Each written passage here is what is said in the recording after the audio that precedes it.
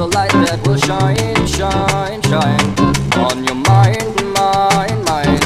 Yeah, so bright, bright, bright, bright, bright, that will shine, shine, shine. Bright, bright, bright, bright, bright on your mind, mind, mind. Yeah, so bright, bright, bright, bright. I know you know, I know. Hello, hello. Hello. Hello. Hey guys. Hey David, great to have you. How are you? Good. How you doing? Oh, all right. Well, thanks a lot, guys, for accommodating this a little bit early. I hope that didn't throw your schedule off too much. No, it's very nice. It's No, very, it's yeah. accommodating actually. So, welcome Oh, to perfect. OpThink Radio, another episode with David Whitehead. Good. Thanks, guys, for having me. I really appreciate it, and it's an honor to talk to you today. It's an honor as well, yeah. It's very beautiful. Okay, so maybe we would like to introduce David Whitehead to our listeners who are not familiar with his works and what you, David, do. And you are the warrior of truth and martial art teacher, a great philosopher, syncretism teacher, a beautiful soul. You run modern knowledge platform uniting people all around the world, spreading light, synchronicity, through inner wisdom, making tours, which are very, very interesting, uniting all spheres of learning into one. You work with Santos Bonacci and many, many other people, very interesting teachers. You help to spread the Hermetic message, and also, we would like to, Stefan, to thank you for all you do. And, you just very inspired us. And through you, we met other, teachers, found other like George Cavasilas and Santos B after your shows. And, you encouraged us and many other people to create something and to go our own way and to spread the message. So thank you a lot. And, it's a great pleasure to have you on our shows. And so we also would like maybe to discuss, first of all, about your modern knowledge page and to talk about what is that and your current projects, upcoming tours. And you had a tour in this year actually with Michael Tellinger and many others. So maybe you would like to share your insights, memories about that, and how you felt about that.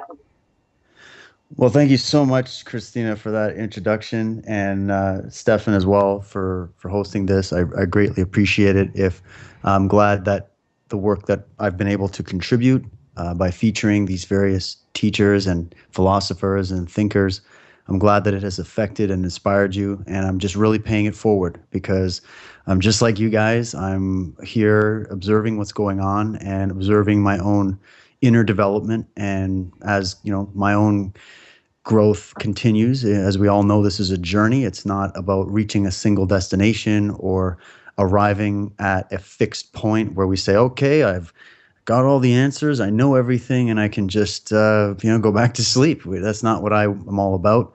And so I've just basically continued seeking and looking and asking questions and entertaining curiosities and entertaining different theories and ideas, because I think that, as I'm sure you're well aware and your listeners are well aware, we're going through a stage of, on one hand, absolute chaos, and on the other hand, expansion and evolution. And so there seems to be a lot happening all at once.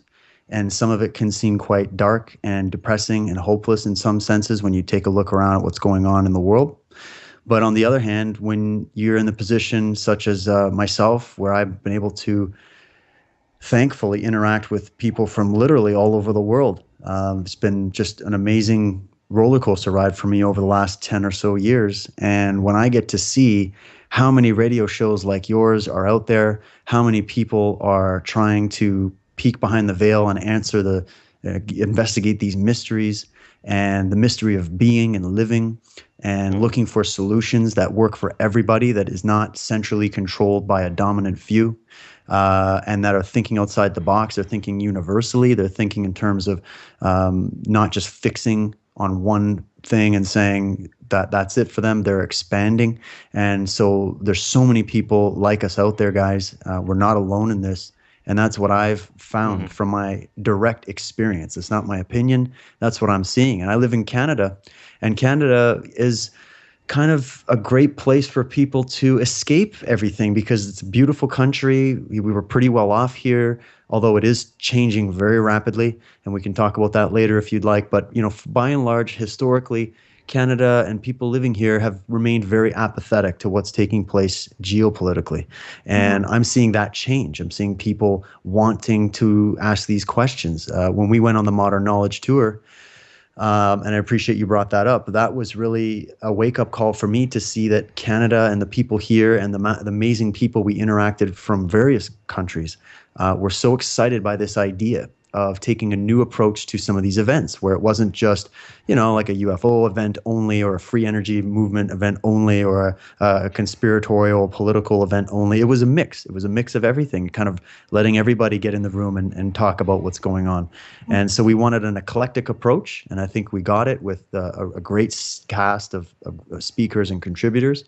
And it was a life-changing experience for myself and my good partner, Chris Rusak. Him and I, we founded that idea together. It's literally him and I behind the scenes. Our wives are also helping us, so it's four of us. And then we had other people volunteering and contributing as well. And it manifested into it started with an idea of maybe 5 or 6 cities, and then it manifested finally into 12 cities. And we were gone for about a month across the country in an RV, camping along and meeting people and doing events. And, we were getting standing ovations across the country, and people just loved it. Mm. We met up with a lot of the native elders here. And, so an amazing adventure. And we definitely look forward to more on the way. Beautiful. And there is more on the way, isn't there? Absolutely. We're in the process. I just actually finished a meeting with Chris and some others where we're trying to nail down the speakers that we're going to have for Modern Knowledge 2. And we've been reaching out to people such as Nassim Harriman from the Resonance Project, Alex Gray, who is a fantastic visionary artist, talking and doing great work on consciousness and art and how it affects human beings.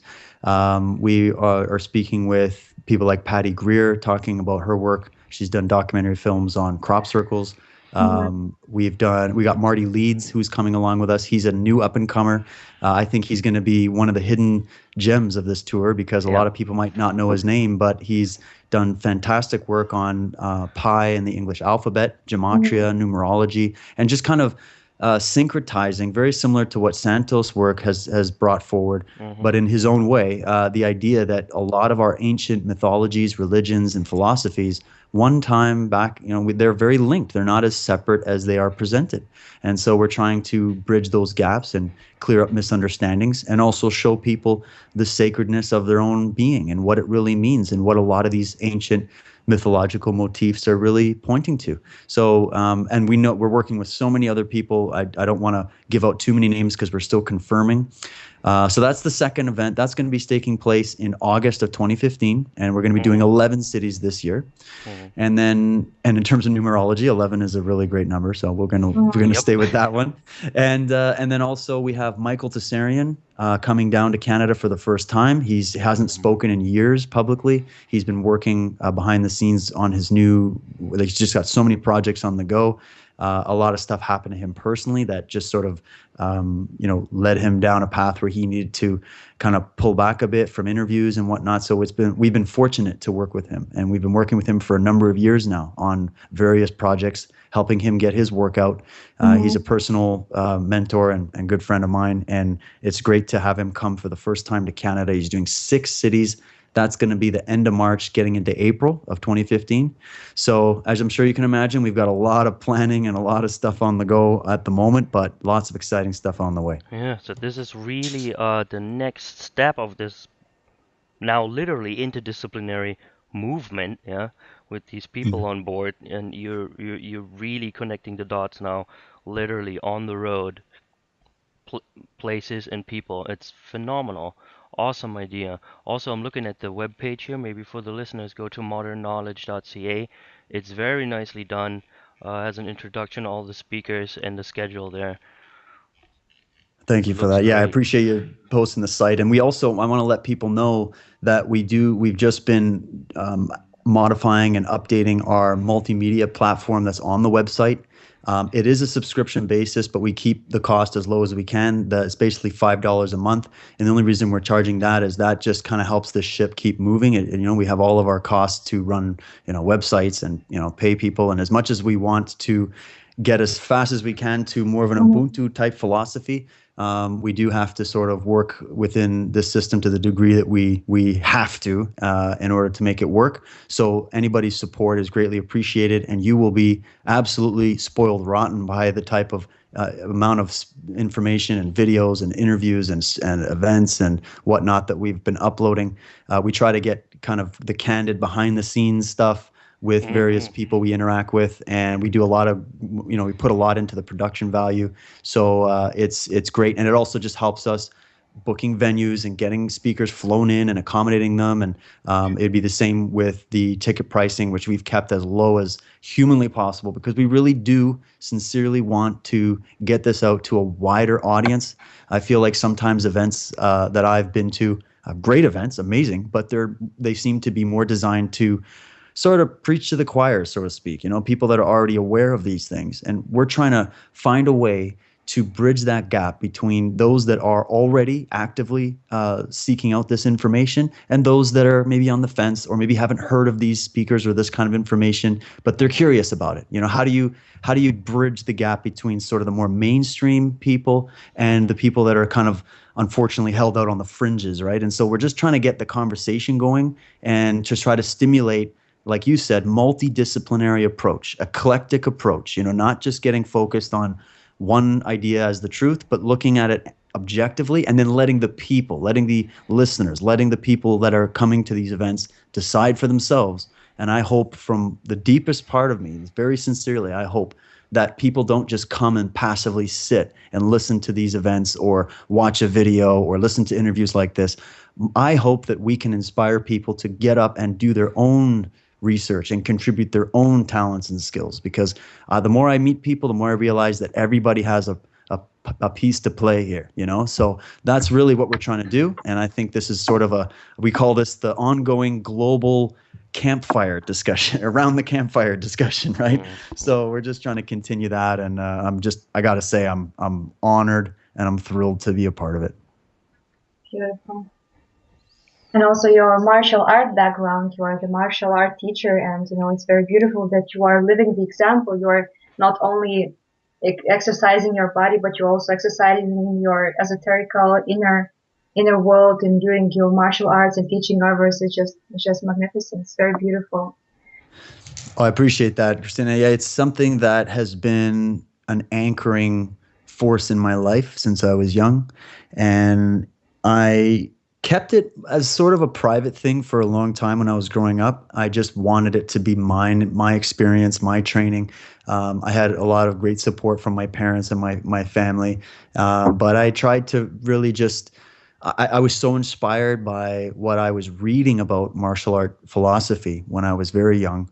And when I was young, I wasn't very empowered. I wasn't very courageous. I was a small, scrawny kid. I was picked on a lot. I was sort of it was just totally different than what I've been able to become now as a result of facing those demons and going on that journey. So it inspired me because I saw there was something there that was missing in myself. And then as I grew, I started to see that it's missing in a lot of people. And this is the idea of strengthening the will and the fortitude and the courage and the deep character traits that are very much showcased by the martial art tradition. I mean, the true martial art tradition now, not just what's presented on television here. And I just felt it to be a duty to research it more, train with a variety, again, eclectic approach, train with a variety of different people, get different opinions, read many books and watch as many videos as I could so that I could learn how to bring this forward as my piece of the puzzle to this body of information. And so when I looked back, I went,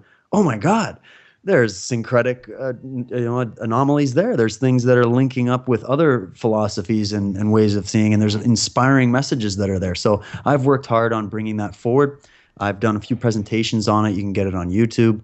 And I also have centered my radio show around that, calling it Truth Warrior. And because I believe that if you're in pursuit of something like the truth about any matter, about any situation, whether it's something small or whether it's something more cosmic, you need to have the personality traits and the courage and the fortitude of a warrior. And that's what I felt that maybe is missing. A lot of people, they miss out on great nuggets of information because it's scary, because they're afraid, or because they haven't faced a part of themselves that needs to be faced.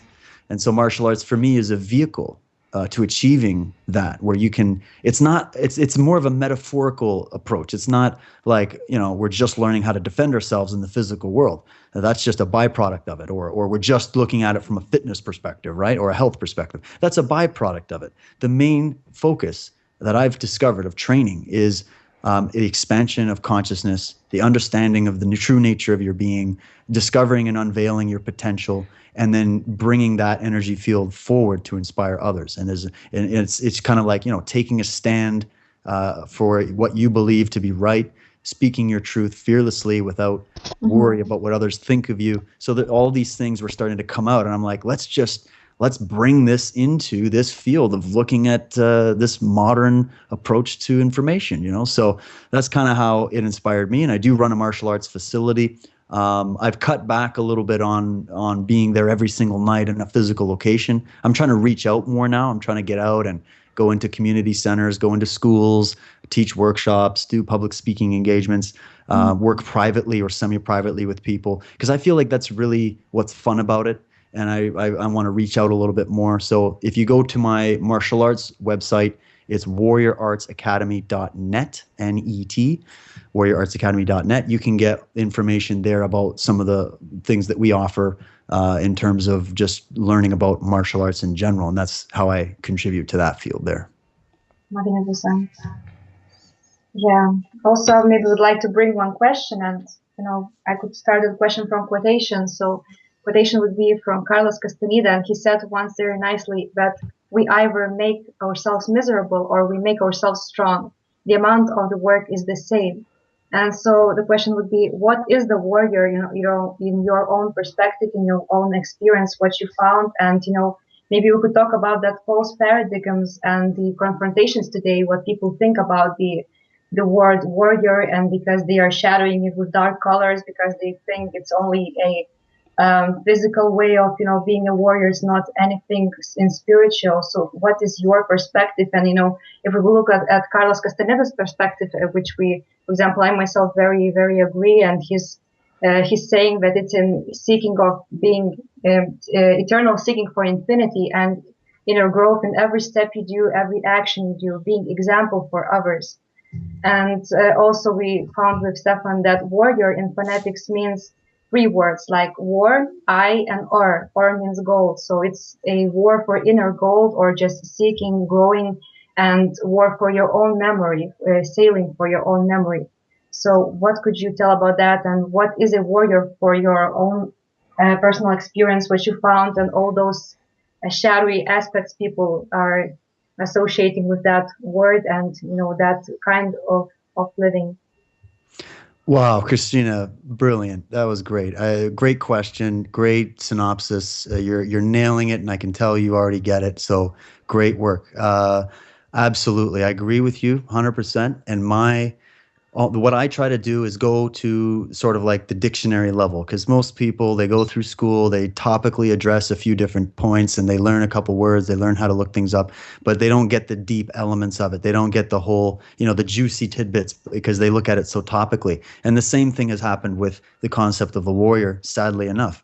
When you go to the Oxford Dictionary, the definition they're going to give you of the warrior is a brave or experienced soldier or fighter. That's all you're going to get, very topical, very mechanical. And it's just, very typical of this, sort of the mainstream way of looking at things these days, where there's no color to it. There's no depth to it. So I've tried to recorrect that. And I go right to the works of the masters that wrote about it. And some of them were considered rebels themselves in the martial art world. They were the controversial figures in the martial art world. I'm speaking about guys like Morihei Ueshiba, founder of the art of Aikido. Guys like Bruce Lee, who totally shook up the martial art world and brought forward a more open-minded approach to it. His birthday actually just passed recently. And anyways, so I'll give you the definition, because I think it sums everything up you're asking, Christina. from Mordechai Yeshiva himself, because I concur totally. And he says about the warrior, he said, a true warrior is invincible because he or she contests with nothing. True defeat means to defeat the mind of contention that we harbor within. Budo, which is the path of the warrior, is not a means of felling the opponent by force or by lethal weapons. Neither is it intended to lead the world to destruction by arms or other illegitimate means. True Budo calls for the bringing of the energy of the universe in order, protecting the peace of the world, as well as preserving everything in nature in its right form. So if you compare those two definitions of warriorship, I'll tell you that you're probably gonna, if you, the more you read, the more you experience it yourself directly, don't just listen to me, go and experience it yourself, you're gonna see that Mordechai Yeshiva's example of that term warrior is more, it's more aptly expressed. It's correct in my view, and it gives a deeper meaning to it. And it also kind of challenges a student of these arts to go and look deeper past just learning how to triangle choke somebody or knock somebody out with an effective, spinning roundhouse kick or whatever, Mm-hmm. Those things are fun to study and it's a lot of fun. I personally really enjoy training it, but never with the idea of violence in mind. And this is another word that people need to understand to help answer your question, which is that the word violence connotates also the word violation, right? So that Mm-hmm. means that if, when I get parents that come into my facility, for example, and they say, oh, I don't want to sign my kid up for martial art training because it's too violent. I just explain to them what that word violence is meaning. And what it means is that you're breaching that sort of natural law, that exists and is there for all of us to, adhere to. And what that is basically I'm not allowed. I'm forbidden, really, from or forcing my will on somebody. I'm not doing this training so that I can go out and just start beating people up and abusing this knowledge. Right? It's not what Mm-hmm. this is about. And the movies and Hollywood and the way that UFC has been presented to young people and the whole idea is contaminating this older perspective. This true understanding of that path of being a warrior. It's not an ego trip. It's not just about looking good and getting the girls and getting all the bright flashing lights shone on you and showing off and just walking around with a black belt saying you're a black belt. That's so empty and it's childlike and imbecilic, really. And unfortunately, that's 90% of the martial art world.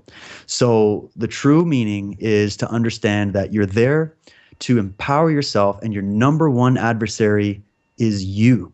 It's your own inner conflict. As he's saying there, he says, true defeat means to defeat the mind of contention that we harbor within. He's not saying go and defeat everybody else's contentions and everybody else's Mm-hmm. problems. It's not Inner about that. work. This is exactly number one word, inner work. This is about you. And then, yes, you're also learning the principles of natural law, that you're not allowed to violate anybody else's personal space. You're not allowed to violate anybody else's sovereign rights. You respect all living beings as individuated consciousness that has their own free will. But on the same token, you're also putting a line in the sand and you're saying, I'm also saying no one else is authorized to violate my natural rights. And I will defend it if necessary. I will stand my ground. I'm not just going to pretend that violence doesn't exist or that, people that are out there perpetrating violence don't exist. They very well do exist. And I go back to that idea that, the danger is real. The danger of violence is real, but fear is a choice. And I feel like people that are out there abusing these kinds of things, they're just living in a prison of fear, and they don't understand at all what's really behind this. So I really prefer the more philosophical, inner aspects of warriorship, and that's what I'm trying to bring forward because sadly, as I said, it's been lost in our modern time. Hmm. And you bring a great deal of this metaphysical depth um, that you have to work with to become the master. Um, in your presentations, you work a lot with symbology, words, and ancient knowledge that you present, like you just did. And let's get a little bit more into that. Yeah. As Christina said, we're looking at the phonetical, you know, uh, shimmer of the word warrior, and it really once you say it a few times and you take it apart that way, war, the war I er, the war I er, the war for the inner gold, the the the war for the inner war for the memory, Mm, and the word war and also martial arts, it all pertains to Mars. that's That right. that kind of fiery, you know, cardinal fire sign mentality, but not just the war aspect of it, also that control aspect of it. And how could you say can one help find that balance? That's a good one too, and I like that because it's so true. There's a very it's I'm a fire sign. Let's just put it. I'm an Aries, and so I've Duh. noticed that there's yeah. So it kind of explains some things. I've noticed that it's very similar. Yeah, the Marsian, the Aryan, that kind of I guess energy or concept is very much deeply embedded in the warrior tradition. And what it is it's like if you watch say a Bruce Lee demonstration or a real martial arts demonstration or somebody performing. I did a presentation where I had one of the top Japanese world champions demonstrate a kata, which is just a sequence of movements, and I can explain more about that. But when you watch it, you will notice incredible passion and power and energy and electricity. But you'll also notice absolute and total expert control Hmm. demonstrated. And it's just an amazing thing. And that's what separates martial arts from just the art of being a soldier, effective soldiering, right? And to remember, like being a soldier, that word is an interesting one to get into because we're talking about sold dire. We're talking about someone who is fighting for pay, someone who is a mercenary for hire, somebody that is essentially a grunt for Mhm. a different agenda, not their own. Their agenda might just be, oh, Yeah. I'll just go and serve the military or serve the empire or serve my country. But the question always becomes, and this is a historical question for all wars of ancient times, and you think about what's going on now, are we really serving our country by engaging in war and soldiering and going overseas and doing what we're doing, right? Is that really reflecting warriorship, or is that reflecting no, the opposite, which is to not think as an individual, not to operate from your own intuitive knowing about what's right and wrong, but instead to sell that off and only follow orders and live in a very compartmentalized way of thinking where you're trained. Obviously in the military, they deprogram you. They get you as close to your more reptilian brain as possible so that you're deeply rooted on your survival mechanism, which, yeah, you need that to be effective. But Mhm. in doing that, you also sever the connection to consciousness, higher consciousness, and higher order thinking. And so I know a lot of people go into these soldiering and military type things for maybe their what they feel to be a good noble reason, but what ends up happening? They get used, abused, and sold out, just like the people they're killing, and just like the wars that they're engaging in. Who on when you look at this from the more higher political research level, you'll start to realize all these wars are funded by the same people. This is about profit. This is about resource control. This is about management of the plantation. You know what I'm saying? So, Mhm. are we going to be servants in this mentality and looking and researching into this type of energy as is displayed in the warrior consciousness? Are we going to look at that and say, no, it's only there for the service to some, warlike mentality? Or are we going to realize, no, what is war? Like you said, what is how do we look within and realize that there is a war going on within? People in more of the new age movement like to say, no, there is no polarity, there is no negativity, there is no such thing as evil, there is no such thing as a war. You don't want to be in conflict at all. Well, it's an extreme view because the truth of the matter is you are at war in a sense. There's a war on consciousness. Look at the media. There's a war on shaping your opinion for you as opposed to you forming your own opinion. And every day there's a war for you to act morally or to do what's maybe financially better for you and let somebody run under the bus and cheat Mhm. somebody or whatever, or to steal as opposed to earn. I look at the concept of being a martial artist. I like that term as well. This is something Bruce Lee spoke very passionately about. Being a martial artist. Does that mean you're just very artistic in the way that you kill people? No, that's not what we're talking about here. It's about using that energy, that Martian energy, martial, right? Mm-hmm. As in an artful way, and realizing that it's just a representation of Yeah. the harder Mhm.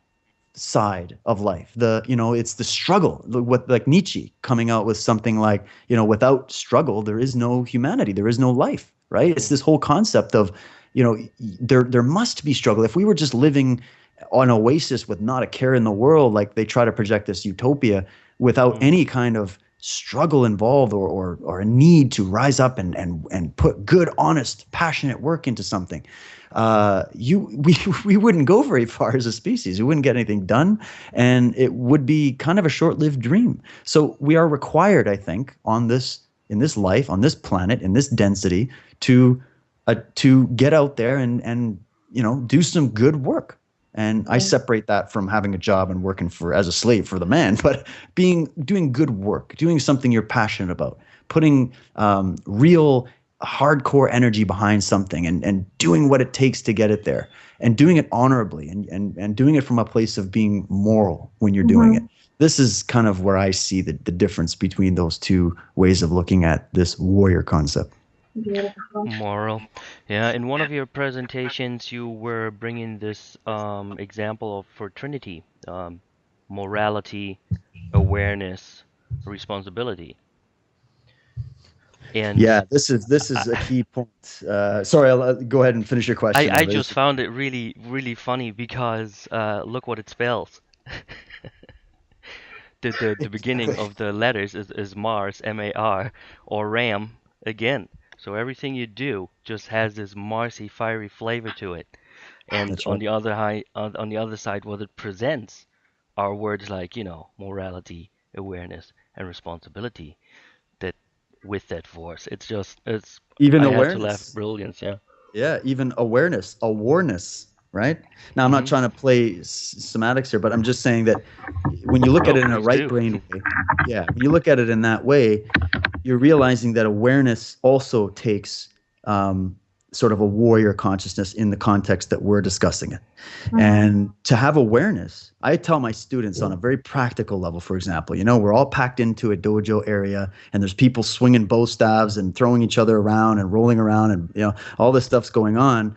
It's kind of a chaotic environment if you look at it, but Hmm. you need to have awareness of your surroundings in order to not be bumping into people and smacking people beside you by accident and bumping heads and all that stuff. So on a practical level, everybody would agree that being aware of your surroundings is key. You're driving a car, you're walking across the street, you better be aware. You can't ignore the possible dangers around you because you feel like maybe you're immune to those laws of gravity and physics, right? So in that sense, take that up the fractal, right? Take awareness of your surroundings in, hey, I should be aware of what's taking place in my community. I should be aware of what's taking place in my country. I should be aware of what's taking place on this hemisphere of the planet. I should be aware of what's taking place on the entire planet. And I should be aware of anything I can be aware of in what's going on in the greater cosmos. So you see that if you can get people to start with the basics and not stop there, right? Not Mm-hmm. stay at yellow belt level, orange belt level. That's where you're very practical. Everything's very nuts and bolts. Everything's very structured in the beginning because you need something, you have to give people tools. You got to train them how to do this stuff. And then, okay, now we got to evolve and start thinking more expansively. And then that can't stop. That process cannot stop. By the time you get to a so-called black belt level, this level that everybody wants to achieve and brag about, people forget that that's just really the beginning. Really, by the time you go from a white belt to a black belt in a martial arts sense, you are just getting all the basics. You're just getting all the tools so that you can build something now, right? As a black belt and beyond, you're now supposed to be Mm-hmm. becoming more expressive and dynamic and putting your own spin on things and getting out of this whole weird hierarchical model. Like, I don't agree with that. I think it should be more free flowing. So this is reflected in the martial arts there, and it's also the same way that we expand our consciousness when we're contemplating the mysteries of what's going on in the world, right? So it applies very well. And those three tenets: morality, awareness, and responsibility. I have a couple little subheadings under each one because it just explains it. Morality, understanding natural law, understanding the law of morality, which is to harm another is to harm oneself. So Mm-hmm. that's indicating you need to be aware of what's really happening in this reality and in this life, that you need to realize how connected you are to everything. And on the other side, as well as your own individual uniqueness, you need to identify with that. And then you have to have empathy so that you recognize the individual uniqueness in others, right? So to harm another is to harm oneself. When that's understood, that would be something that would eradicate a lot of problems we've got if we could get more people in that way of thinking. Then awareness, couple subheadings: self-awareness, conscience, independent will, and creative imagination. Not, as I said, not thinking inside the box, but allowing your consciousness to expand so that you can use your imagination and your own inner will and contribution, right? That's very key to awareness. And then for responsibility, well, in a martial arts sense, with great power comes great responsibility. So if you are training in something that is a very advanced form of knowledge, you're gaining an advantage, right? Like we talk a lot about these elites and this whole New World Order thing and the Illuminati and these secret groups and manipulation, criminality, whatever, corruption. They just have knowledge that we don't have. That's the only reason that this situation has gotten out of control. And by having that knowledge, they've maintained a power differential over like a population. We've seen this historically with various tyrants that have risen up politically, and we see this happening today. So they've taken their power, which comes from having knowledge, right? And they've applied it in an immoral way. And by doing that, it's wreaked havoc. But if we were to switch that dynamic around, and the majority of the people who I believe are naturally good, who I believe just need to be given the right knowledge and information to be empowered, to be unslaved in their minds, if we could apply this concept: with great power comes great responsibility, then you're going to start to see your life change. You're going to start to see things change in your community if you start getting involved with projects there, your family dynamics, your social dynamics. And then if we took this all the way up, it would be like, a big slap in the face to the system, which works, opposite to that principle, right? Mm-hmm. So those three, in my opinion, you got to get an understanding of that before you can even begin to move forward with it. You know what I mean? Yeah, beautiful. And also, you talked in your presentations about Holy Trinity, like mind, body, and spirit, and that you have to reach the balance between those things. And also, you talked about the energy exchange, and you mentioned very interestingly in your presentation how two opponents, of course, it can be looked as an allegorical, not only in martial arts perspective, but also as we see the situation in our society. There are opponents, and you're learning how to use the energy of your opponent in your own growth. And for example, all the what we see is from one source, and only divided by some few bodies as we have. And also we have to, like, for example, two opponents are fighting. You have to use the energy of your opponent in order to not to win against him, but in order to heal him and cure him. And also we found also with Stefan very amazing thing about the astrological things about moon. And we see many people associate moon as a very dark side and etc. But also everything, as if we will look from the upper perspective, everything is one energy. And for example, moon and money is the same as the moon. It's only an energy, but denser one has a portal in us, and we have one in money. And who uses it first realizes and takes others' energy for expansion. So it's the same with all the energy balance and body, spirit, and mind balance. So we have to. It was very nicely when you expressed how two opponents are fighting and how you have to learn how to use that energy of your opponent not only to defeat him, but to help him to realize things, to remember who he or she is, and to mirror that, like, to end that Absolutely. Yeah, violence. no, it's key. And you're really just summing up, if you look at the symbolism in martial arts, it is there. It's encoded. You look at the symbol of something like the yin yang, which has been also misunderstood, especially by religious-minded people. It's something that is just indicating the polar forces, the dualistic nature that's there. You have light and dark. You have, and everywhere light is, Sean, this is something Michael Tsarian brought out great and really taught me about.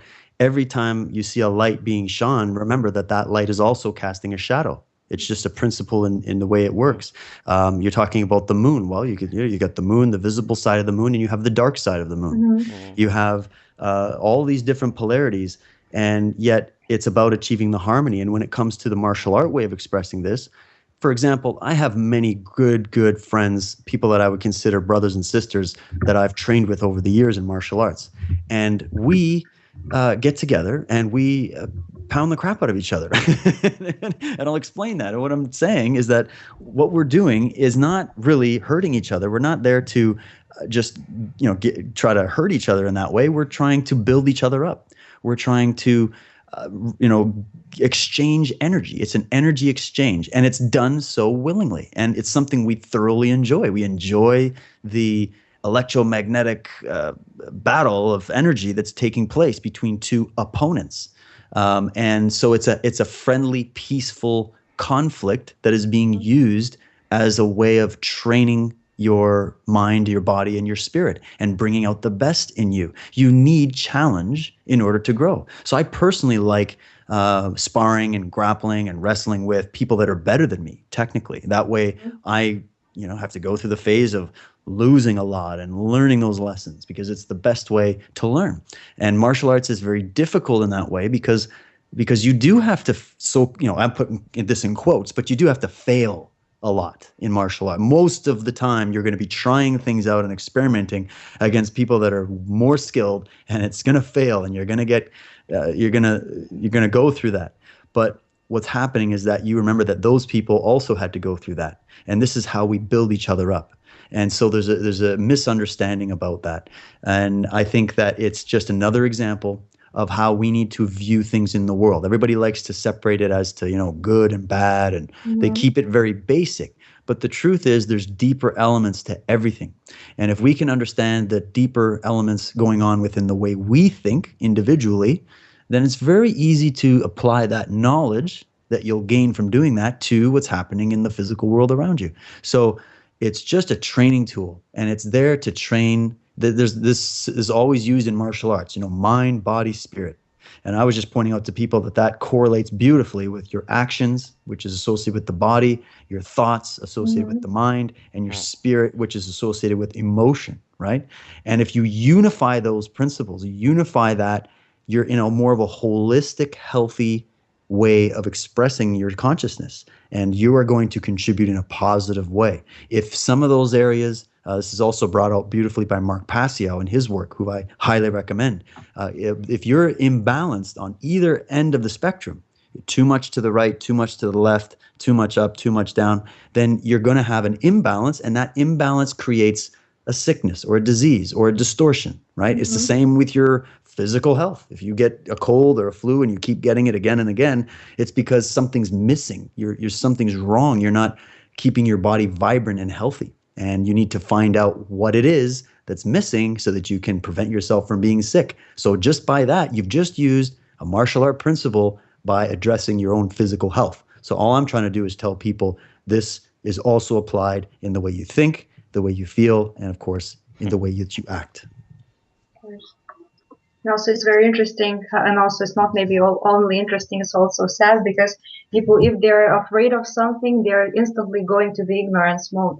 For example, when you have your opponent and etc., you have to achieve and to try to, learn from him and to mirror your own strength and to gain his strength. But people are usually going to ignorance mode, leaving everything, leaving all the battles, all things that they don't like, and they just losing the precious chance to learn from that. So it's just like mind blowing. Absolutely, and I think in the same presentation, I did a quote by Michael Tsarian. Again, I'm referencing him a lot because he did a great job for me in summing this up.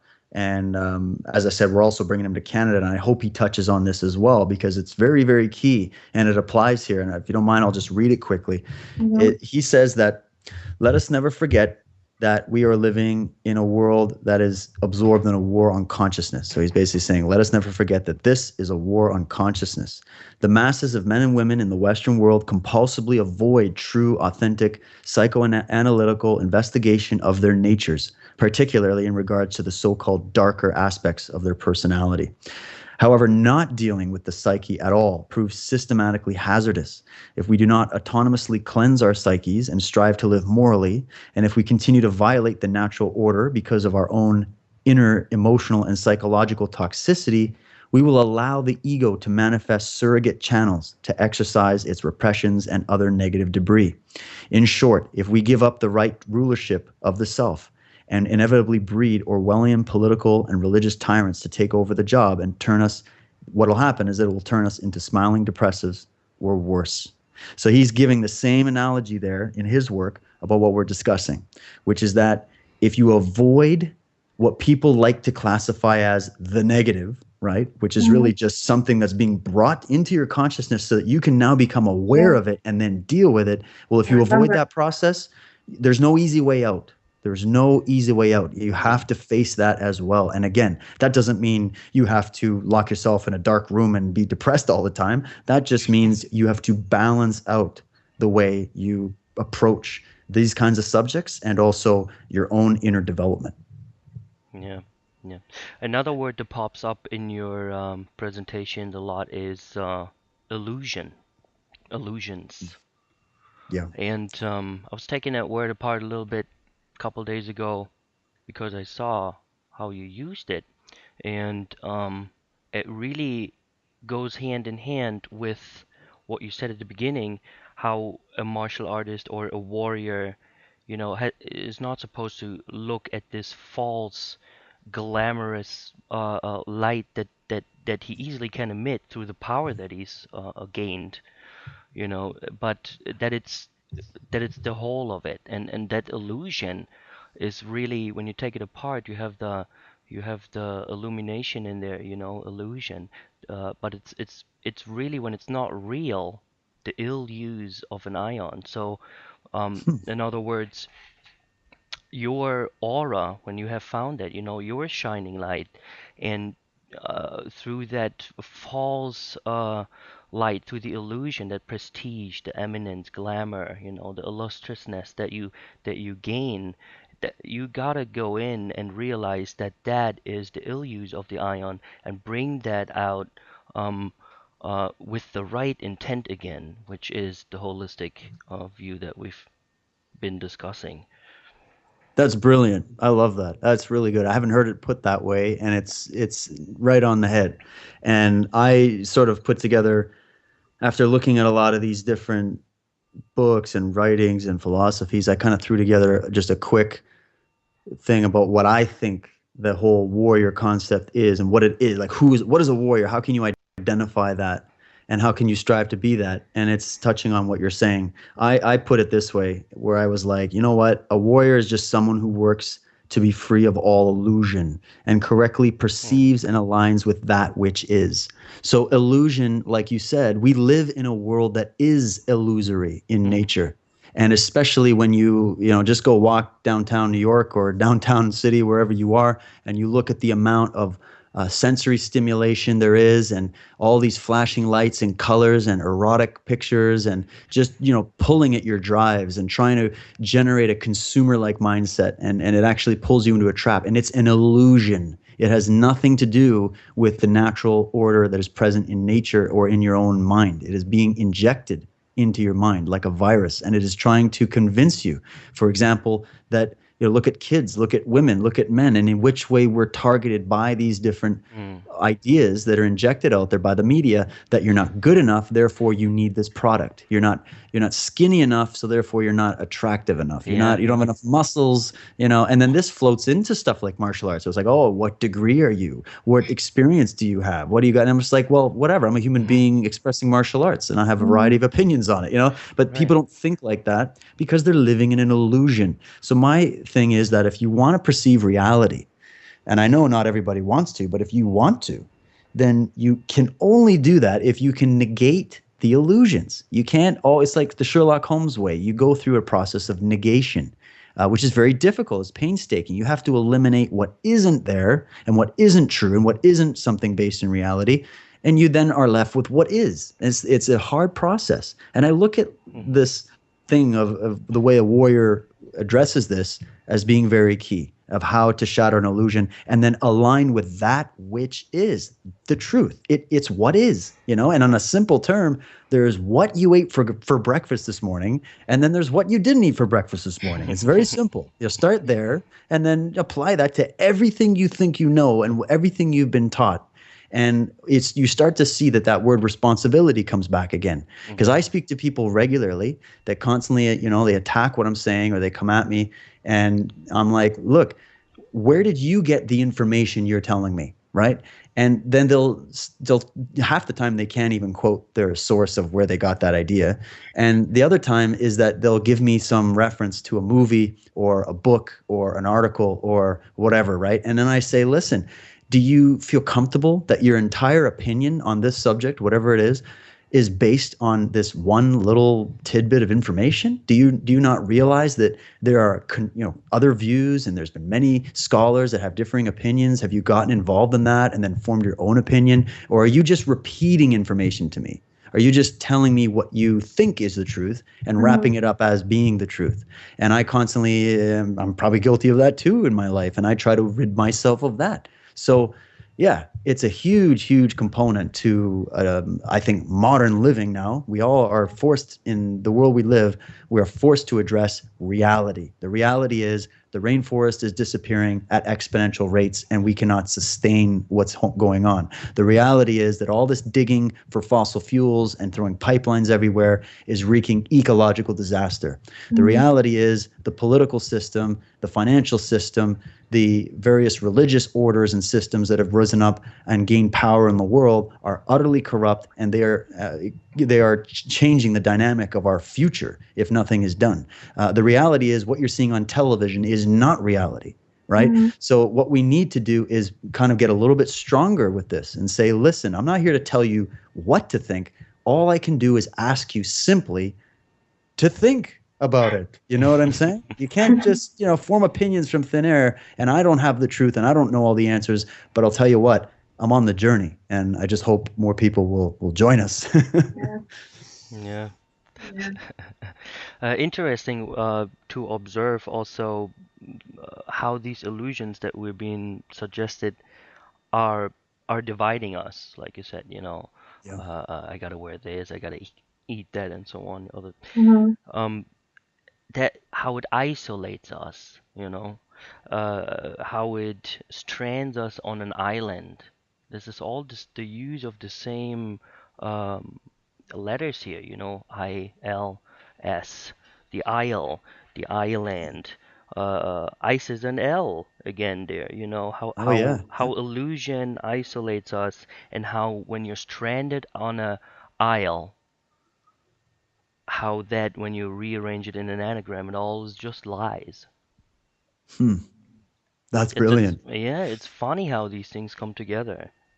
It Really. is. And when you go on that and you start looking at things like that, like the way you're looking at that is from a higher perspective. It's not just taking only pure etymology. You're looking at etymology and you're looking at, the concept. That's what's missing. Everybody is trained in a very left brain, linear, mathematical way, but yet the truth of what things are is that all things have a deeper dimension to it. People call it spirit, soul, fractals, dimensions, all these different words, but whatever word you like and you're comfortable with, it's not just this physical realm. And we're finding this out. This isn't just some obscure philosophical talk here. We're finding this out in modern physics, quantum physics, all these different things. Just go watch, someone like Dr. Bruce Lipton, Nassim Haramein, go look at the works of Walter Russell, go all the way back to these guys like Giordano Bruno and the indigenous knowledge that's come forward from so many areas.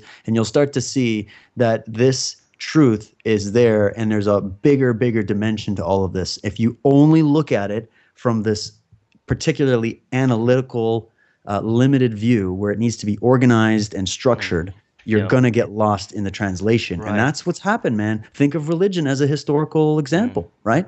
We Mhm. used to just be all talking about, hey, we should love each other. We should treat each other with respect and honor. We should respect natural law. We recognize there's higher principles governing the universe, and we should align with the natural order of things as opposed to, letting everything go to chaos. We should live morally. Okay, we used to Yeah. agree on these things. But then what happened is everybody started fighting over the story and the hair color of these deities and the little, the immaterial minutia that doesn't really matter. And they started killing each other over these differences. Yet it's all the same. You Yeah. compare all these religions. I don't care what name and story and whatever you want to give to the concept. It's about the concept, And when you watch a movie, you're not expected to believe that that movie actually happened, but there's a concept being shown to you, whether it's a negative one or positive one. You'll have to decipher that. But you still need to look deeper. And it's that old kung fu saying, look beyond the surface. See what is real. Don't just settle for the surface. Because that's what's happened is we've, as a species, and our own consciousness has settled for what we've been presented with. And by doing that, we've been disempowered from the knowing that we used to have and that we actually do have, that we can connect with at any moment. You will find that and again, using martial arts as a quick example here, when I first started in martial arts, it was like learning Greek or something. Like I was like, what? I'm uncoordinated. I'm falling over. I'm getting my ass kicked all the time. How do I learn this? But then as you go, if you push through that, you'll start to see there's other dimensions to it. And then it becomes applicable. And then you really start to tease out those things that are going to start to benefit you. And it's that process again. It comes back to that process of discovery. And then you start to prove it to yourself. And you go, wow, that really worked. I don't think that works. I know it works. And it works for me. And then you test yourself and you go, okay, let's see if it works here in this challenge. And then you realize, oh, I can tweak it here. So you see there's a different process there as opposed to just going, oh, the sensei told me this is how it's supposed to be done. Someone grabs me around the neck. This is what I have to do. Well, maybe I have a different body type. Maybe there's a technique I'm not strong enough to do. You got to experiment. So again, using it as an example, this is how we can navigate through all this debris that we have to look at when we're going on this journey. The perfect example how, and I think that's what's happening, that we're remembering as humanity, is that the separation is not outside. When the separation happens outside, then we put something inside together that is, illusion, that is the ill use of the ion. When separation takes part within, you put something together that has much more angle to it, that has much more experience to it, because you harbored it inside. You worked with it the way that it will accommodate morality, awareness, responsibility from your point of view, and that's what you're putting back out. And then we maybe that way, if we all understand it and go back to that, not the division outside, but the separation, the spirit inside, and putting it back together on the outside. Maybe that will heal it.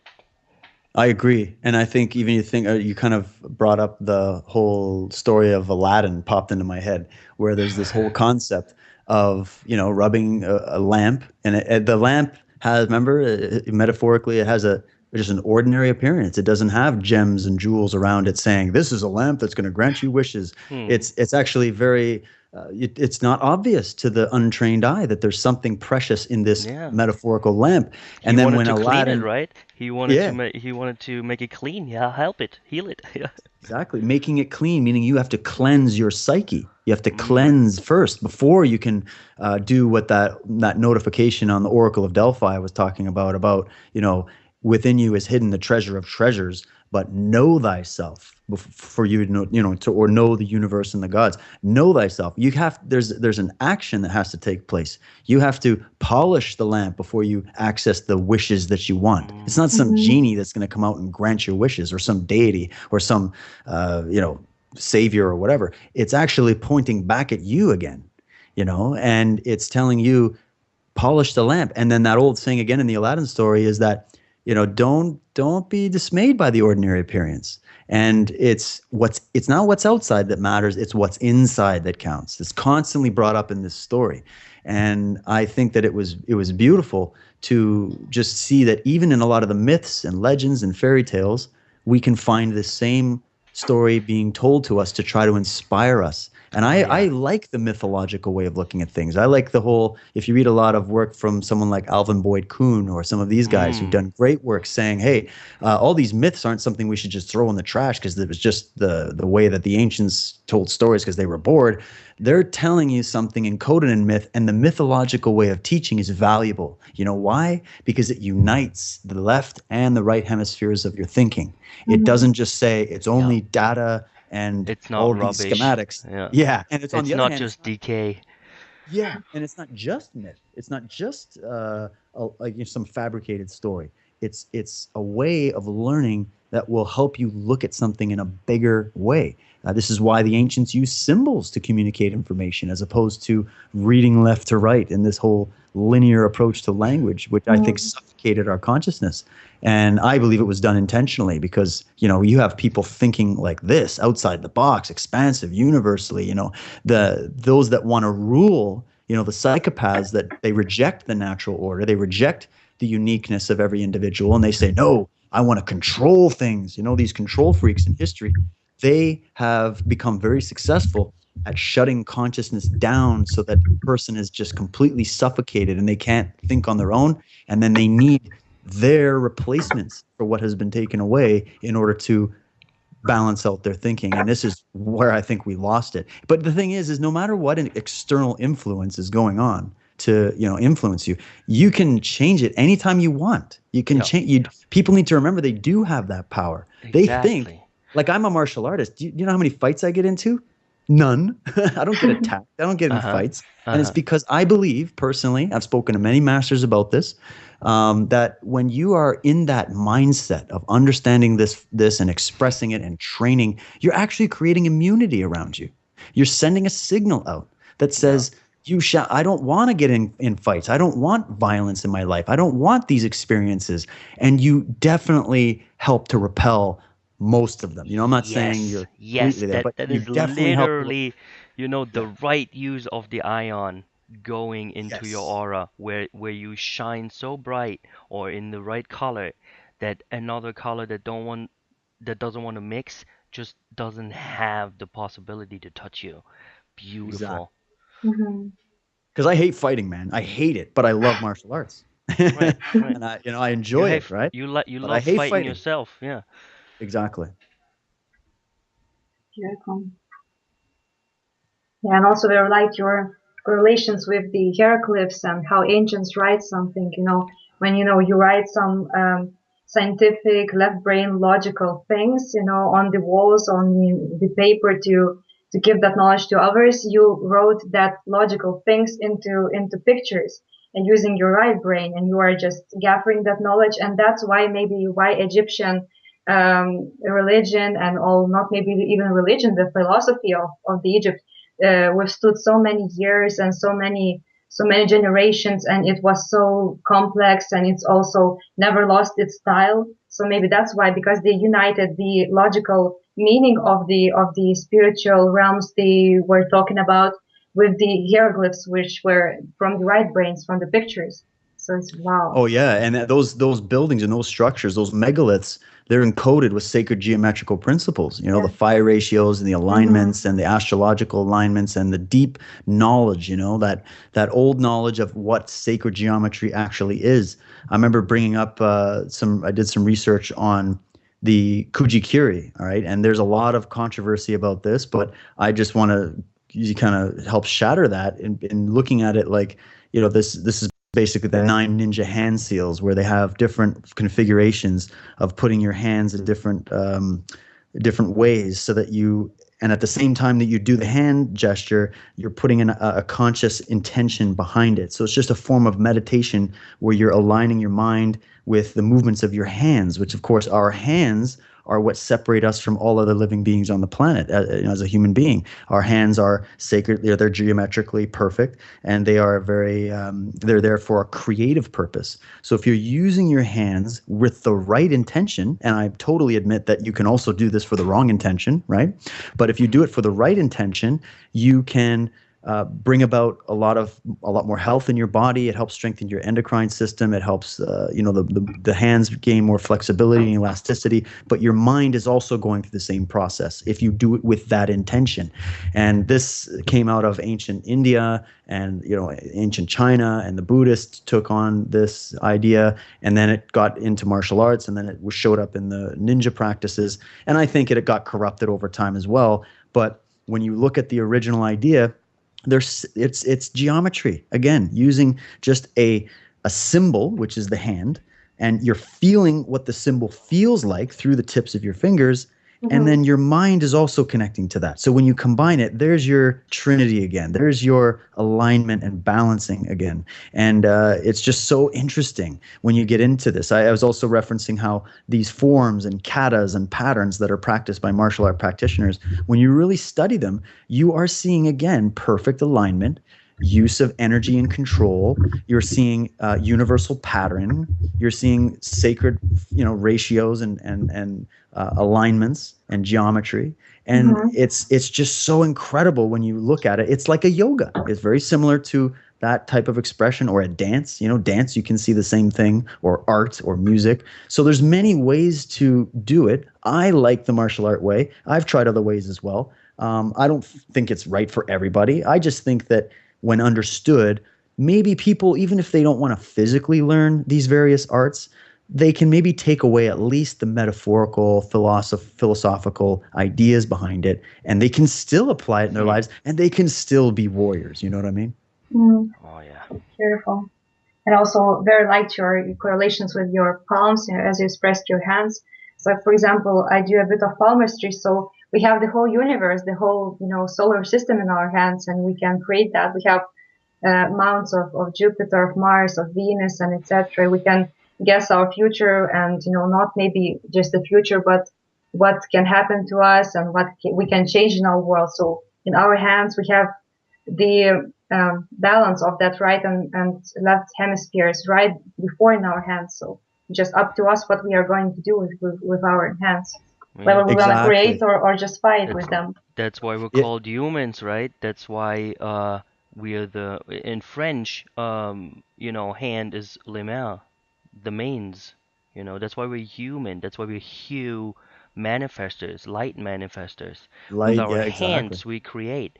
And there you have the left and the right hand, and there you have the duality. Put it together, make something beautiful. Exactly. It's so true. And I think that when you see that the dimensions of your own body is an expression of sacred geometry, everything, look at the two eyes, you have two nostrils, two lips, two rows of teeth, you have two arms, two hands, 2 feet, 2 legs, 2 hemispheres of the brain. There's other elements to the brain as well, but we're talking just simplistically here.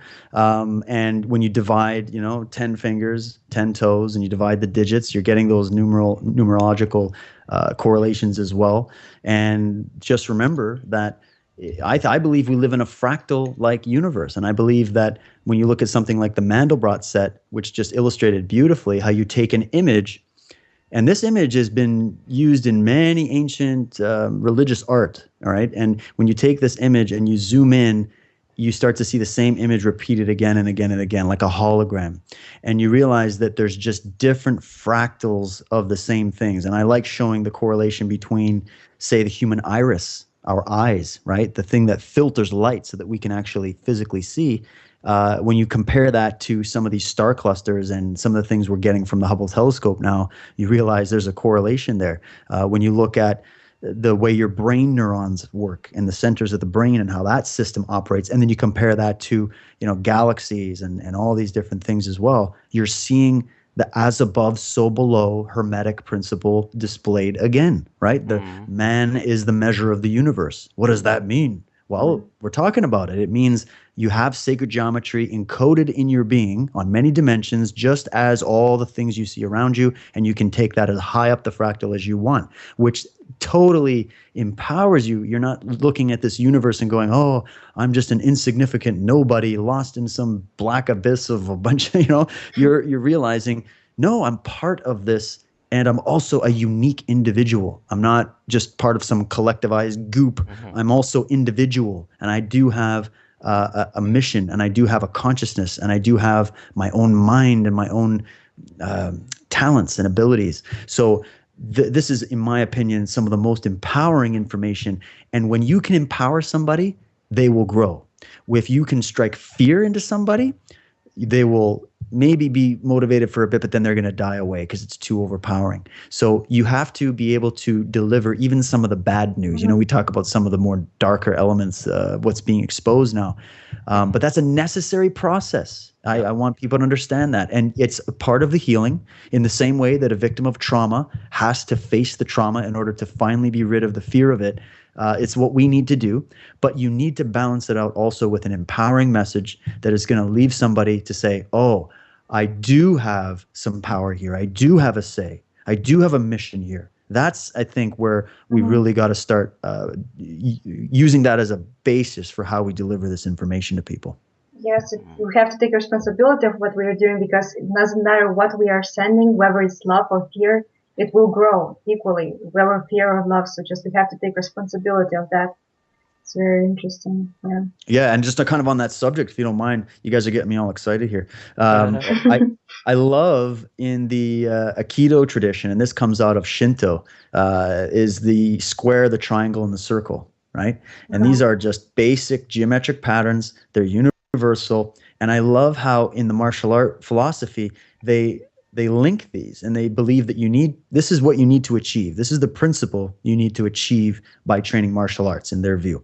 And it's the understanding of the different properties to each one of these symbols and how they are reflected within your mind, your body, and your spirit. So, for example, the square. So I'll go through a couple here and I'll say, okay, square, triangle, circle. With the square, it's linked and correlated to explosive movements. With the triangle, it's triangular movements, and with the circle, it's circular movements. If you look at it as the square also correlates with the body, the triangle is mind, because you're talking about the tripartite aspects of consciousness, and the circle is spirit, because the spirit flows in a circular pattern. If you look at the square again, you got will, intellect, emotion, justice, truth, virtue, beauty, awareness, perfection, solid, gas, liquid, destiny, purpose, life, past, future, present, mirror, blade, jewel, sun, stars, moon, rice, salt, water, digestive system, nervous system, circulatory system. And again, it's the principle of three.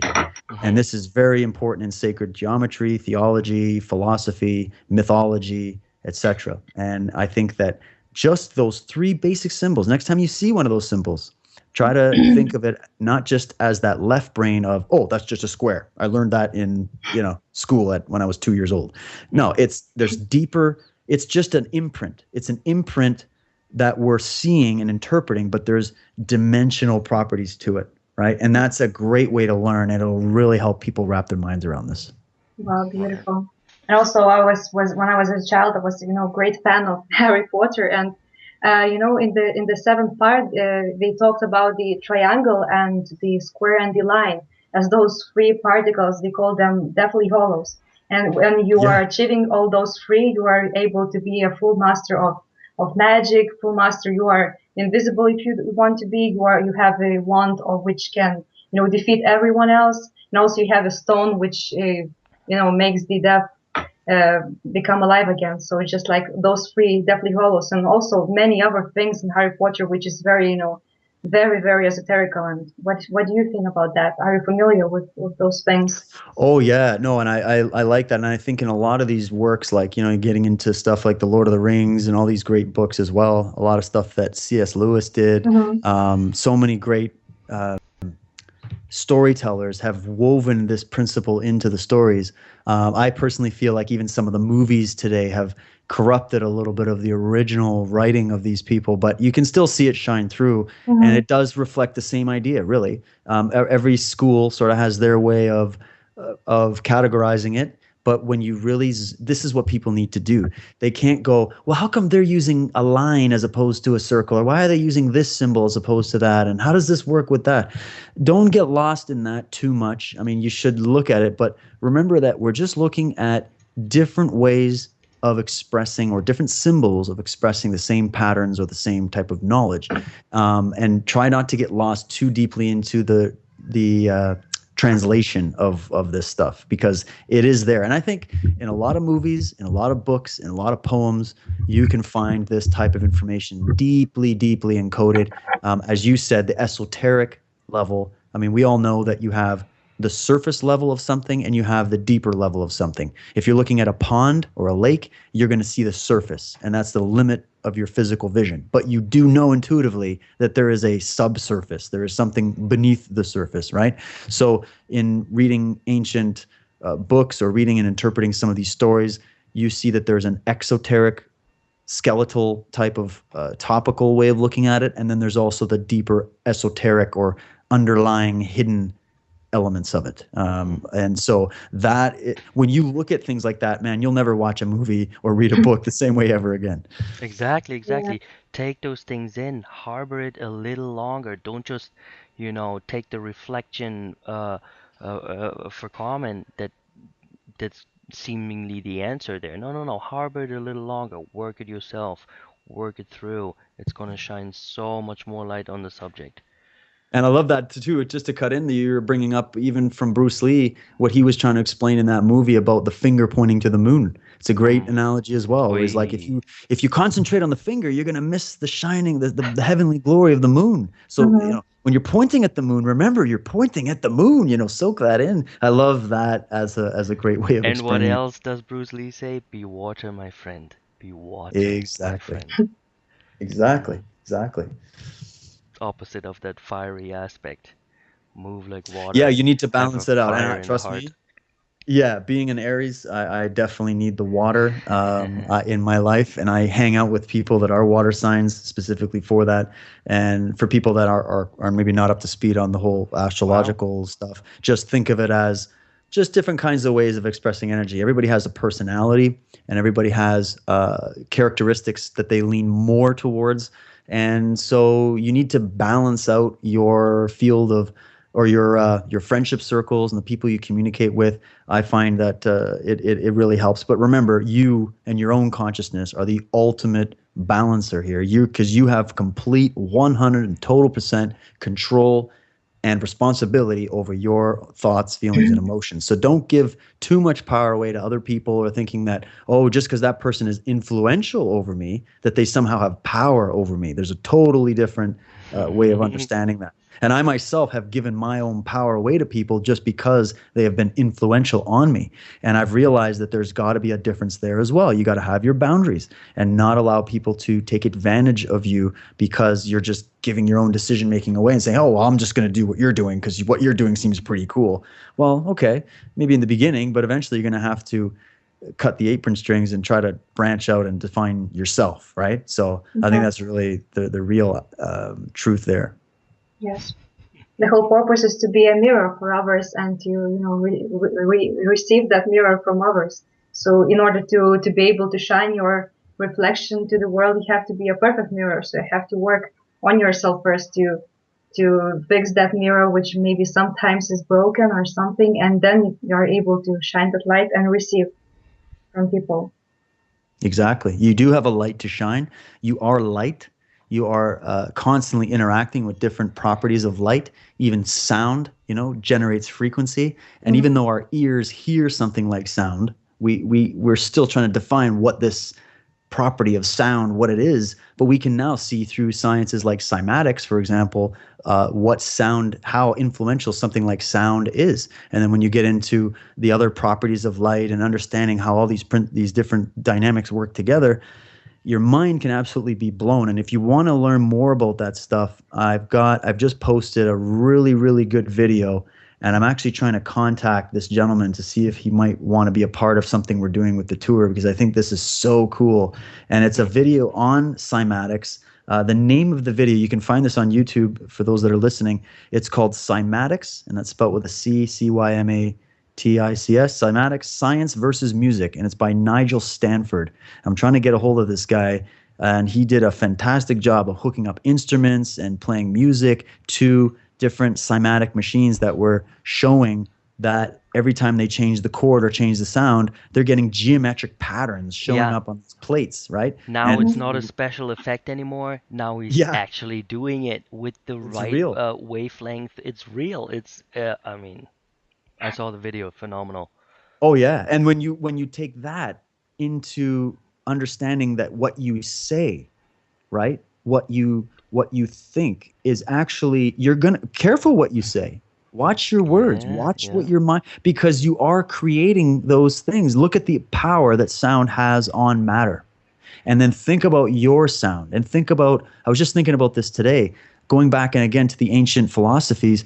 They all talk about the creator deity as using sound as a way of creating the world. This is Yep. something Michael Tellinger really got into, was that, you know, in the Bible tradition, they talk about how the creator spoke it into existence. In the Hindu tradition, I believe it's the singing of creation into existence. So they're talking about sound as a creative force in these ancient traditions. Well, come to the martial art tradition, and what do? We do these techniques and we get this pinpoint accuracy, control, and precision from using sound, like those ki and those the expression of what they believe is your energy field. The Japanese call it ki, the Chinese call it chi, the Indians call it prana, right? Whatever you want to use, it's an expression of sound. You know, the Buddhist monks, the Shinto monks, they sit there and they say Om, right? They're using that sound and a particular tone, which they Yep. know vibrates, and it helps open up the pineal gland and consciousness and everything else. And it helps with your body again. So don't underestimate the properties of sound. It's not just as Yeah. easy as plugging in your iPod, you know, and then you got to ask yourself, why are you inspired by music? Why is music something that has always been an inspirational force throughout history? And some of the most brilliant music has Mhm. literally saved people's lives and probably stopped wars in many cases. So there is a lot of power there, and we are the Yeah. vehicles through which we're conducting these signals. And so we really got to start taking ourselves a little bit more seriously, but not not egoically, again, with that sense of responsibility that has to go Mhm. with that. Yeah. And also the word cymatics is just like see matter X, like see through the matter, the sound, the energy through the matter. And we actually see the shapes and the everything music produces on matter, which is You called guys are awesome. cymatics. And I we are love the, that. hold on, we are the vehicles, right? So, what really steers our vehicle here? Yeah. Our cardio. The heart that steers the vehicle Yeah, and through also the we have matter. only one heart. We have two legs, two hands, and heart is like a I don't know, the filter through which everything goes. And yeah. Yeah, in a physical sense and in a, I guess, an emotional sense as well. Wow, it's, you know, I love talking to guys like you because you've done your homework, you've done your research, and you are bringing so many great gems forward in the way that you're discussing. This is the cutting edge conversation, ladies and gentlemen, that is happening right now, and I encourage everybody to be a part of it. You know, like get involved, research this. You're going to find that the minute the penny drops in any of these areas, you're going to start finding, so you're going to have breakthrough after breakthrough, and you're going to generate synchronicity in your life, right? Syncretism, syncing up, Yes. synchronicity. You're going to, instead of distortion, division, polarities, dualities, you're going to get past that, and you're going to realize that to have real magic in your life, you need to become purified. This is very alchemy, like an alchemist perspective of Yep. purifying and turning lead into gold. Are they physically turning lead into gold? I don't know. Maybe somebody's going to tell me yes, but I look at it even more on the more metaphorical level, which is turning lead, meaning that solid state of consciousness or being, into gold, meaning Yeah. illumination, enlightenment, knowledge, understanding, awareness, perspective. That's the gold. And when you do that, you can align, you can look within again, and you can find those hidden treasures. And you can realize that this concept of God and what we call God and the creator and the universe is just, again, on a fractal level, expressing that energy field through you constantly. So you do have a direct connection. You don't need a priest. You don't need a Hmm. book. You don't need just one modality. You have an internet connection, a Wi-Fi connection, a 1080p 3D high definition connection, and way of perceiving that all the time. You just have to get rid of the debris that's blocking your vision, and Get then you rid of can it. connect to that. Get on the highway. Get on the interstellar highway of, Yeah. multidisciplinary movement that we're doing here. All together, all the angles. Yeah, your body is a costume interstellar space. So, and the magic word is also from two words, mage, which is a magician or learned person, and mage it, for example, is like not like the process of magic, but you are the magic. I don't know, the canvas on which you are painting your life, and is the whole magic, the whole painting process. Oh yeah, beautifully said. And then remember the other side. Remember that knowledge can also be used in a twisted way when it's not filtered properly, when it's filtered, say, through, the mind of a psychopath, for example, or someone that would want to abuse others or abuse knowledge to get false power and the illusory power that they seek. So that would be maybe the sorcery element. In sorcery, maybe in the more negative connotation, not what someone like Don Juan Matus was referring to, but like the idea that there's the polar opposites of how to use knowledge. Your body, your hands, they can be used to wreak havoc on somebody and cause damage to something, or it can be used to build and create and express. And so if you learn that and get connected with that and feel that, you will start to create a different life for yourself, the life that you really want, the life that you were meant to live, not the life that you've been sentenced to living in the system in all of its, I guess, divisionary forms, right? So we can literally rise above it, but only if we face it, in my opinion. Yes. And also, as I see, as our society of the people, we have two, I don't know, maybe species of the people, those who are awake and those who are asleep. And those who are, for example, awake, they are those who knows, and they are warriors, and the others are believers, soldiers. And believers is like what you said in one of your presentations, is like be in lie, be living in that lie. And those who knows, they are just like being in now, in that present minute, and they just like and also Don Juan Matus also about talked about the preciousness of living that 1 minute, and always remembering that the death is always here around, and you have to dance the most beautiful dance you have now and in this moment, right? Not postponing it tomorrow and the other days, but just exists only 1 minute, which is now. So absolutely, well said. Yeah. Wow. My mind is blown. Mine as well. This is great, guys, and this is where I think it is key to, point out that you will have those mind explosions along the journey, and some of them might scare you in the beginning because it's like you're learning something new and you're kind of feeling it out, in the beginning, but then you're gonna see how empowering it is and how magical it is, and it can be, and it's just going to start to just shatter through a lot of your own self illusions and the inner, maybe guilt, or maybe something that's plaguing you, maybe even physical disease. We've seen people. I had Dr. Druin on. He's also working with the Resonance Project, Dr. Paul Druin.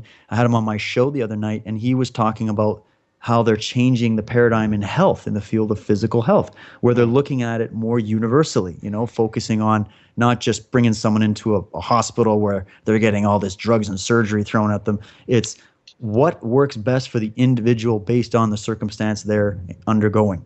And you need to look at them from a mind, body, spirit center. You can't just look at it one-dimensionally. So even in health, we have people out there trying to look at things more holistically and universally. We see the same thing in all elements of our society. So anybody looking at things in a pessimistic way, because trust me, there's days when I feel like that too, with all the crap going on in the world, you got to remember that on the other side, there's a lot of amazing, amazing things happening. And I think we're just being challenged. This is a dojo. Earth is a dojo. And we're here to learn and face the challenge, not run from it, not allow it to persist. The reason we have enemies or predators in our midst is because they are there. We have to look at them as the opponents that will help us become strong so that we become immune from having that in our midst in the future. And that's how you fight evil. That's how you stop tyranny. That's how you stand for justice. And these are very, very deeply encoded into some of these warrior codes, like the code of Bushido, right? Which is a code of morality and ethics. This is there. It's that understanding of when you know the problem and you see it, you can apply the solution. And I just want to really encourage people not to get down, not to get pessimistic. This is not the time. This is the time for strength. This is not the time for feeling like you've lost. And I've been in many fights competitively, and I've had many challenges in my career. And there's been times where I wanted to give up, where I just wanted to sit there and start crying. I didn't want to fight anymore. I was exhausted or overcome. But then, funny enough, you break a barrier somewhere because you're forced. You know, you got to keep going, and you suddenly you get to a state of rising above that, and you transcend that. And then that's when I felt sometimes like I've done my best. And I wasn't even present. My body felt like it was going to shut down. Something else took over, and you can get there in this way as well. And that's why it's valuable to not run from the challenge or run and avoid the struggle of life, but to in fact embrace it and say, I want the next challenge. I can't wait. You got to be game face on. That's how you live life, in my opinion. That's why we came here in the first, place to face everything. There's no point to run away from that. No, and there's nowhere to run. And there's a reason there's nowhere to run. Wherever you go, there you are. Yes. Yeah. Exactly. Exactly. A lot of people relocate and think it's gonna change their life, and now they have a new opportunity. Yes, but the new opportunity you created, it's every day, and it's no matter where you are. Yes, and I have my 5-year-old brother here. He's not very, very talented, child. So we had the conversation about gravitation one day, and he just talked, and I just asked him, "Can you tell me then why people on the other part of the world, for instance, in Australia, don't fall down? Are they walking upside down? On how could that happen?" And he said, "No, no, no. There is such thing called gravitation, and it makes things be kept on surface." Gravitation, Wow. because Earth in this way don't want us to escape without experiencing all we intended. And Earth has a very, very warm and hot heart. She loves a lot. So he just like, oh my gosh. And he's 9? Wow. No, I mean, I no, think the Five. kids. 5-year-old. Five. Oh, And 5. just like, and he's like that all the day long. I mean, just, oh my gosh. And he's painting planets, and he knows all the, solar system and Milky Way, just like mind blowing. Well, based on that, let me ask you guys a question. What do you think about this idea of the newer generation and the children that are coming in now? The whole meta child or crystal child kind of idea. Do you feel like you're witnessing that? Do you think that we're seeing more children coming in that have apparently more advanced knowledge now? I think that's what Christina was trying to convey. She's having a little brother right there that is 5 years old, and saying things that are so complex and from your heart that it really almost, positively just shocks you that these energies are coming in at such a young age right now. It's beautiful. And it's very interesting that he talks about those same things like scientists try to talk, and they talk from logical part of the perspective. And he just reverse everything and talks about the same, but from the heart and from the, like she loves, and, it's just like mind blowing. And it also brings a lot of hope, for the generation and for the future, because if we see like, it's not very, light maybe now, all those ecosystems and etc. But when we see like such souls are coming to this world, it really gives a hope, and because everything has a purpose and no coincidences. No, I agree. And I think that even when you see the young people now, when they seem so distracted and so heavily influenced by some of these more negative influences in our society, and you see them turning away and acting rebellious, and they're becoming independent a lot quicker. A lot of parents are having difficulty raising their kids these days because they're just, very independent minded. And yeah, they might go down some bad roads, but I think it's because these kids coming in on a large scale are a lot more advanced, and they just need to know it. They just need someone to show them sometimes. And I think they're just bored of the system, and they know the repressive nature of it. So they're just naturally, organically shunning from it because they know that it's not right, and they're not inspired, and they're not inspired in school, and they're not inspired to go and work the rest of their life for money they're never going to have, and there's not even any jobs anymore, and you got to pay all these student loans. Like, they see it. I talk to them all the time. And I think that if we could just help educate and inspire them to say, hey, we screwed this up, where our forefathers, we were off in the way that we created our societies. it's up to you guys. We really got to reach out to the young people, because I think it's going to be a quicker learning curve for them than it will be for a lot of the older generations. And I think they're ready to really just explode with the talents and the abilities and the passions and the knowledge that they do contain. With some people, it's natural. I mean, you guys are raising this, you're around this child, you're an influence, and it's so good. And those people need to become raised as leaders. And then the others that have more of the negative influences around them, they just need someone to tell them that they're just as smart and just as special and just as unique, and that they have a role here to serve. And I'll tell you, that will start changing the future that is coming towards us, should nothing be done. And I'm really, really inspired by that. Yeah. Hey, we're at a 1.5 hour mark here, and I think we've had quite a flow. Oh my God, that was an I think we've awesome. talked about everything. Yes, Like, I mean, everything in reality. I just got a big smile right now. Yeah. That's great, guys. Well, hey, I really appreciate you Nice having me energy. on. I love where you guys are at, and I'm very supportive of what you're doing. And I really hope that the listeners can get some inspiration from this and can realize that they can take their own minds back at any time they wish, that they should go on this exciting journey and keep questioning. Don't even listen to me talking here. You got to go out and prove things out for yourself. And if you do want to see what I'm doing, my show is called Truth Warrior. It airs on truthfrequencyradio.com on Monday nights, 10 p.m. to 12 p.m. Eastern Standard Time. I live in Toronto, Canada, so you can calculate that. And I also have archives available freely immediately after the show. And you can check out what we're doing with Modern Knowledge at modernknowledge.ca.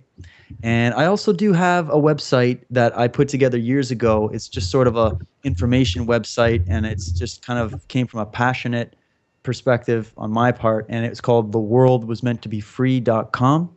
And on there I have all kinds of old, just articles and videos and quotations and documents where you can investigate the lighter side, the darker side, everything in between. I have a whole page dedicated to the Way of the Warrior. You can go through and check out that. And that's where you can basically find most of my work. So I greatly appreciate it, guys. Thank you. Thank you so much. It was a great time. Thanks. Wow. Thanks a lot for the conversation. Maybe we can do this again one time. We're sure we'll be following the 2015 tour of yours. Maybe we can get some more gems out of there. And we just to interrupt, we're going to live stream some of the events as well. So keep an eye out for Beautiful. that. So if you want to get involved with this and you can't come physically, there is a way that no matter where you're listening, that you can either check out the live stream, or we'll have the recordings posted up on our page on the site, so people can access that. So that's going to be a good way we can get other people involved here too. phenomenal. What an inspiration. Now let's do that all over the world. All these little groups pop up and we inform each other. Great. Absolutely. Lighthouses. Okay, David Whitehead, thank you so much. Guys, my pleasure. Absolutely. Stay in touch. And yeah, I'm absolutely up for doing a follow-up in the future. And who knows, maybe I'll get in touch with you guys and bring you on my show one of these days, because I've thoroughly enjoyed speaking to you as well. Anytime. And when you get the archive up, send it my way, and I'll toss it out there all over the place for you. Thank you. I know you are the light that will shine, shine, shine on your mind, mind, mind. Yeah, so bright, bright, bright, bright, bright, that will shine, shine, shine, bright, bright, bright, bright, bright on your mind, mind, mind. Yeah, so bright, bright, bright, bright. I know you know.